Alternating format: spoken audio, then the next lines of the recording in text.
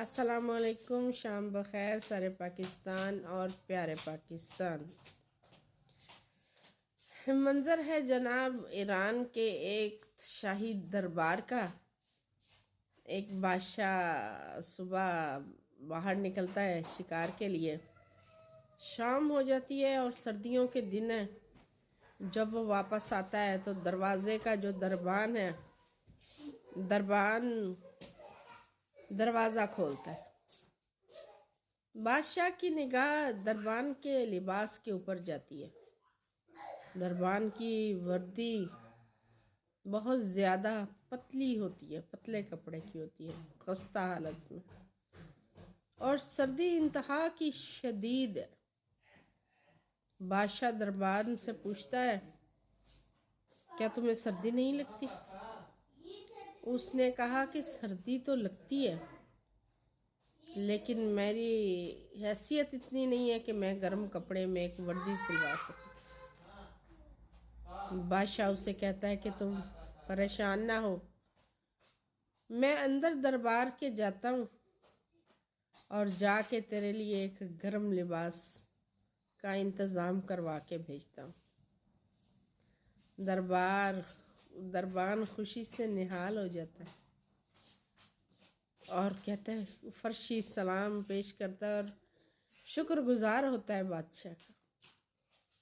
اب اس کی امید بن جاتی ہے کہ اب اتنی شدید ٹھنڈ میں اس کو ان پتلے کپڑوں میں نہیں رہنا پڑے گا۔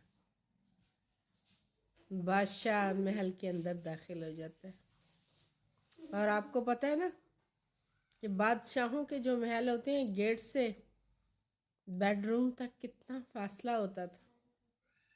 اس سے ملتا ہے، اس سے ملتا ہے، باغ کی رونقیں ہیں، مختلف چیزیں دیکھتا دکھاتا۔ بادشاہ جب اپنے محل کے اندر داخل ہوتا ہے تو اس کے ذہن سے وہ دربان نکل جاتا ہے اور اس کو یاد ہی نہیں رہتا کہ میں گیٹ پہ کھڑے دربان سے وعدہ کر کے آیا تھا کہ میں تمہارے لیے گرم لباس بھیجوں گا۔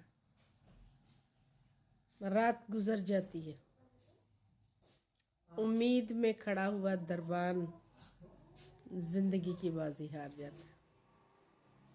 صبح کو دروازے پر اکڑی ہوئی لاش اس دربان کی، اور مٹی سے لکھی ہوئی تحریر کہ بادشاہ سلامت، میں تو کئی سالوں سے اسی پتلی وردی میں۔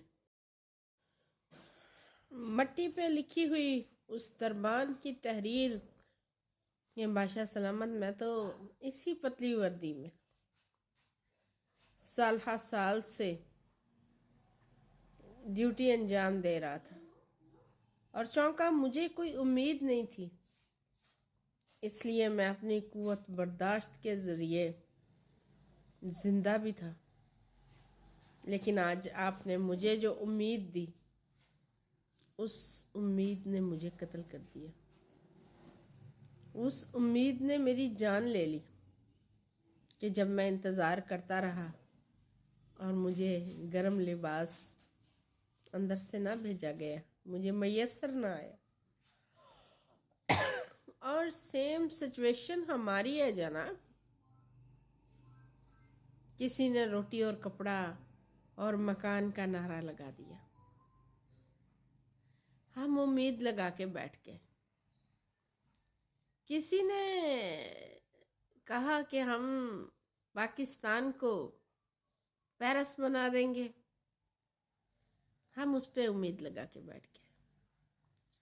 کسی نے نعرہ لگایا تبدیلی کا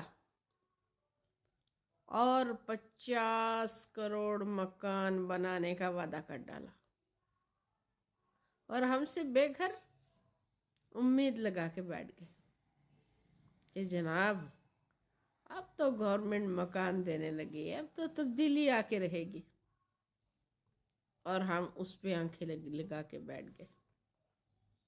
لیکن کیا کیا انہوں نے؟ ان سب لوگوں نے ہمیں مار دیا۔ یہ اپنی مراد پہ مراد بڑھاتے رہے اور ہمیں نیچے سے نیچے غریب سے غریب تر کرتے رہے، اور اس میں کوئی ایک شخص شامل نہیں ہے، اس میں تمام لوگ شامل ہیں، اس میں آپ کے تمام ادارے شامل ہیں جو کرپشن کو فروغ دے رہے ہیں، اس میں 70 سال سے آنے والی تمام حکومتیں شامل ہیں، ہر ایک بندہ شامل ہے، اس میں میں بھی شامل ہوں، اس میں تو بھی شامل ہے، کیونکہ ان غداروں اور مکاروں کو جاننے کے باوجود ہم ہی تخت نشین کرتے ہیں، لیکن ایک بار پھر الیکشن ہمارے سر پہ کھڑا ہے، اور میں یہی دعا کر سکتی ہوں، اللہ میرے وطن پر رحم کرے، اللہ مجھ پہ بھی رحم کرے، اور بے شک